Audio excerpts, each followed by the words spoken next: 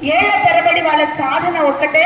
ఎవరైతే ఈ మతాన్ని వదిలేసి వెళ్ళినటువంటి వాళ్ళు ఉన్నారో వాళ్ళ దగ్గరికి వెళ్ళి మాట్లాడి నచ్చ చెప్పి ఘర్ వాపసి పునరాగమనం, నీవెక్కడి నుంచి పోయినవో అక్కడికి మళ్ళీ తీసుకుని వచ్చేటటువంటి ప్రయత్నం చేస్తూ ఉంటాం. ఇంకా ఎవరైనా కొత్తగా వెళ్ళాలనుకుంటున్నటువంటి ఏ మాత్రం అవగాహన ఉన్నా కూడా వెళ్లకుండా ఆపేటటువంటి ప్రయత్నం చేస్తూ ఉంటాం. పైగా హిందువుల దగ్గరకు వచ్చి ఎవరైనా అన్య మతస్థులు ప్రచారం చేస్తే అడ్డుకొని అక్కడ వాళ్ళకి ఇచ్చేటటువంటి పనిష్మెంట్ ఏదైతుందో అది ఇచ్చేటటువంటి ప్రయత్నం కూడా చేస్తారు. ఈ ధర్మ ప్రసార విభాగం నిరంతరం చేస్తుంటే ఎన్నో పునరాగమనాలు జరిగినాయి అగ్నిహోత్రం సాక్షిగా. ఎందుకు అంటే మన ఇంటి నుంచి పోయింది మనవాడు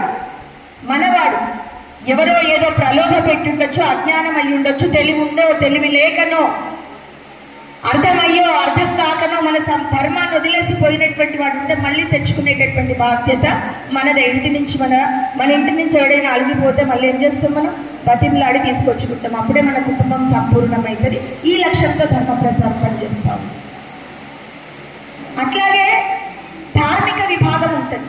దేశంలో ఉన్న మఠాలు మందిరాలు, అర్చకులు, పురోహితులు, తర్వాత స్వామీజీలు, పీఠాధిపతులు, మఠాధిపతులు అందరినీ కలుపుకొని నిరంతర ధర్మ పరిరక్షణ కోసం ఒక వ్యవస్థ నడుస్తూ ఉంటుంది. వాళ్ళందరితో కనెక్ట్ అయ్యి ఎప్పుడు ఏ నిర్ణయం తీసుకోవాలన్నా కూడా విశ్వ హిందూ పరిషత్ ఆ నిర్ణయం తీసుకొని ముందుకు వెళ్తూ ఉంటుంది. ఒక చిన్న ఉదాహరణ చెప్తాను నేను. అసలు విశ్వ హిందూ పరిషత్ అనేటటువంటి